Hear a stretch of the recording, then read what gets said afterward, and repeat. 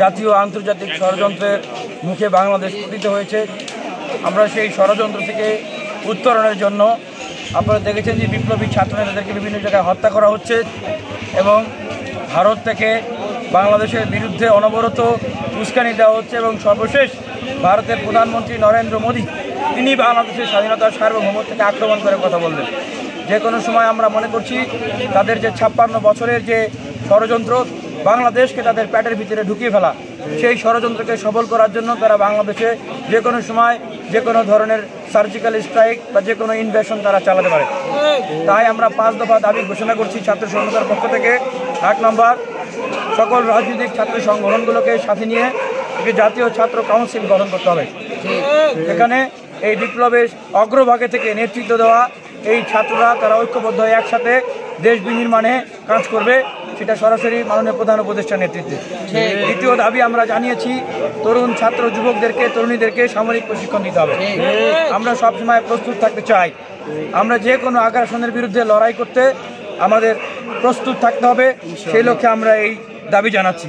3 নম্বর দাবি আমরা জানিয়েছি হিন্দু বৌদ্ধ মুসলিম খ্রিস্টান ধর্ম বর্ণ নির্বিশেষে আপনার বিএনপি গণ অধিকার পরিষদ জামাত ইসলাম কমিউনিস্ট পার্টি গণসংহতি দলমত নির্বিশেষে একটি জাতীয় ঐক্য গঠন করতে হবে, যাদের মূল লক্ষ্য হলো জাতীয় এবং আন্তর্জাতিক ষড়যন্ত্র মোকাবেলা করা এবং এই রাষ্ট্রকে সংস্কার পুনর্গঠনের যে স্বপ্ন সেই স্বপ্নকে বাস্তবায়ন করার জন্য সকলকে সাথে নিয়ে কাজ করা। 4 নম্বর, বর্তমান যে অন্তর্বর্তীকালীন সরকার ব্যবস্থা এটিকে সংস্কার করা, সেখানে ডাইনামিক দেশপ্রেমিক লোকদেরকে নিয়ে আসা এবং 44টা মন্ত্রণালয়ে মাত্র 23 জন উপদেষ্টা। 23 জন উপদেষ্টা দিয়ে কখনো 44টা মন্ত্রণালয় চলে না। সুতরাং ব্যর্থতার দায় কখনো ভারত, কখনো আওয়ামী লীগ, কখনো রাজনৈতিক দলগুলোর উপর দেওয়া যে তাদেরকে ব্যর্থ করার চেষ্টা করা হচ্ছে, এই ধরনের কথা বললে চলবে না। আপনাদেরকে দেশপ্রেমিক ছাত্র জনতা, অনেক ছাত্র জনতা রয়েছে, দেশপ্রেমিক যোগ্য লোক রয়েছে, তাদেরকে নিয়ে এই অন্তর্বর্তীকালীন সরকার পূর্ণাঙ্গ করতে হবে। এবং 5 নম্বর দাবি আওয়ামী লীগ ও তার দোসরদের রাজনৈতিক অপতৎপরতাকে নিষিদ্ধ করা এবং তাদেরকে দ্রুত গ্রেপ্তার করা। আমরা দেখেছি যে তাদের 350 এমপি, এত পৌরসভার চেয়ারম্যান, উপজেলা পরিষদের চেয়ারম্যান, তাদের এত মাস্টার মাইন্ড, এত ব্যবসায়ী, এত প্রশাসনে এত লোক, তাদের কতজনকে এই সরকার গ্রেপ্তার করতে পারছে? পারে নাই। কিন্তু আমরা এখনো একটা যুদ্ধের ভিতরে আছি। তারা প্রতিবিপ্লব করার জন্য তারা এই যে ষড়যন্ত্র করছে, আমরা দেখেছি যে তারা কিলিং মিশন ফেসবুকে জুমে মিটিং করে বলছে কিলিং মিশন চালাবে। এখন কিন্তু বিপ্লবীদের উপরে তারা কিলিং মিশন চালাচ্ছে। আমিও জানি না আমি আসলে কতক্ষণ বেঁচে থাকবো। সেই জায়গা থেকে বলছি যে আওয়ামী লীগের পুনর্বাসনের কথা তো দূরে থাক, আওয়ামী লীগকে এবং তার দোসরদের রাজনৈতিক অপতৎপরতা, রাজনীতিকে নিষিদ্ধ করতে হবে। আগামী নির্বাচনে তাদের অংশগ্রহণকে নিষিদ্ধ করতে হবে। এবং আমরা দেখেছি যে গতকালকে নির্বাচন সংস্কার কমিশনের যিনি প্রধান বদিউল আলম মজুমদার, ওনার সাহস কী করে হয় উনি বলেন যে আওয়ামী লীগের নির্বাচনে আসতে উনি কোনো বাধা দেখেন না।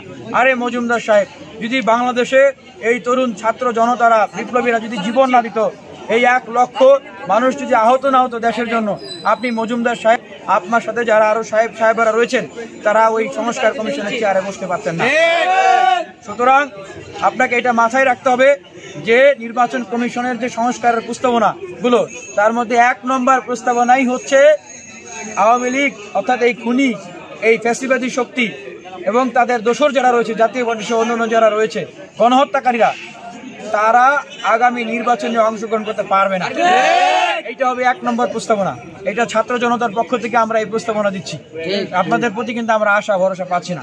যদি এইটা 1 নম্বর প্রস্তাবনা না হয়, আপনি যদি ডাইনিভাবে হেলাহেলি করার চেষ্টা করেন, ইনিয়ে বিনিয়ে কথা বলার চেষ্টা করেন, তাহলে কিন্তু আমরা বুঝবো যে হয় আপনারা অক্ষম অপারগ, আপনাদের পিছনে বন্দুক ধরে রয়েছে, অথবা আপনারা ভারত অথবা আওয়ামী লীগের সাথে আপোষ করে আপনারা কাজ করতেছেন।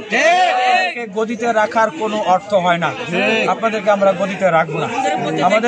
আমরা দেখছি যে বাংলাদেশের বিভিন্ন জায়গায় ছাত্রলীগ আওয়ামী লীগ মিছিল করতেছে। তারা কয়েকদিন পর কর্মসূচি ঘোষণা করতেছে। আমাদের উপদেষ্টারা কি করে? তারা তো ব্যর্থ। তারা কেন স্বীকার করছেন না? তারা ব্যর্থ। এই জন্যই বলছি সংস্কার করতে হবে, ডাইনামিক লোকদেরকে নিয়ে আসতে হবে। 3 মাস 5 দিন কিভাবে ওবায়দুল কাদের এই গণহত্যার যে কমান্ডার শেখ হাসিনার, তিনি বাংলাদেশে নিরাপদে থাকে? আমরা দেখি যে স্বরাষ্ট্রমন্ত্রীকে কিছু বললেই উনি একটা হাসি মারে মিঠা মিঠা কথা বলে। আরে ভাই, এখানে হাসি মাইরে মিঠা মিঠা কথা বলার জন্য আপনাকে বসানো হয় নাই, কাজের জন্য বসানো হয়েছে। যদি গার্ডস নিয়ে কাজ করতে পারেন করেন, কাজ যদি না করতে পারেন, কোনো চাপ থাকে পাবলিকলি বলেন যে ভাই আমার পিছনে ভারতের বন্দুক আছে, আওয়ামী লীগের বন্দুক আছে, অথবা আমি ষড়যন্ত্রের শিকার, প্রসাদ ষড়যন্ত্রের শিকার, আমার উপরে চাপ আছে, আপনি পাবলিকলি বলেন কে চাপ দিচ্ছে। আমরা হাজার হাজার লক্ষ লক্ষ ছাত্র জনতা আপনাদেরকে সফল করার জন্য আপনাদের সাথে থাকবে। স্বরাষ্ট্র উপদেষ্টা না, আমরা পুরো অন্তর্বর্তীকালীন সরকারের উদ্দেশ্যেই বলছি। আপনাদের উপরে পিছনে কেউ বন্দুক ধরে থাকলে, চাপ থাকলে আপনারা আমাদেরকে বলেন। বিএনপি তো তার জায়গা থেকে স্পষ্ট করেছে, আওয়ামী লীগের নিষিদ্ধের বিষয়ে তাদের কোনো কথা নাই, জনতা যা চাবে তাই। জামাত ইসলামের কথা আমরা দেখলাম যে তার নিষিদ্ধ করার ব্যাপারে কোনো কথা নাই, জনতা যা বলবে তাই।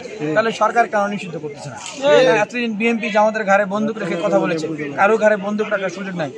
এক সপ্তাহের ভিতরে যদি আওয়ামী লীগ তার দোষরদেরকে নিষিদ্ধ না করা হয়, আগামী নির্বাচনে তাদের অংশগ্রহণকে নিষিদ্ধ না করা হয়, আমরা যেভাবে 5 আগস্টের আগে ঘোষণা দিয়েছিলাম গণভবন বঙ্গভবনের বুকে ছাত্র জনতা আমরা রওনা করব, আমরা ঠিক একইভাবে আবারও ঘোষণা দিচ্ছি যে বিপ্লবীদের এখন জীবন নাশ হচ্ছে, আমরা জীবন শঙ্কায় আছি। এদেশের মানুষ তাদের ভবিষ্যৎ বাংলাদেশ নিয়ে এখন শঙ্কায় পড়ে গেছে। সুতরাং আমরা আমাদের নিরাপত্তার জন্য, আমরা আমাদের নতুন বাংলাদেশের স্বপ্নের জন্য, আমরা স্বাধীনতার সার্বভৌমত্বকে রক্ষা করার জন্য আমরা কিন্তু এই যে গণভবন, আমরা কিন্তু এখন এই যে প্রধান উপদেষ্টার যে কার্যালয় বাসভবন, আমরা সেই বাসভবন এবং যে সচিবালয়, সেই সচিবালয় এবং যমুনা যেখানে উপদেষ্টারা থাকেন, আমরা কিন্তু সেই মুখে ছাত্র জনতাকে সাথে নিয়ে কিন্তু আমরা রওনা দিব। তখন বুঝবেন যে ছাত্র জনতা আসলে কি চায়। ধন্যবাদ।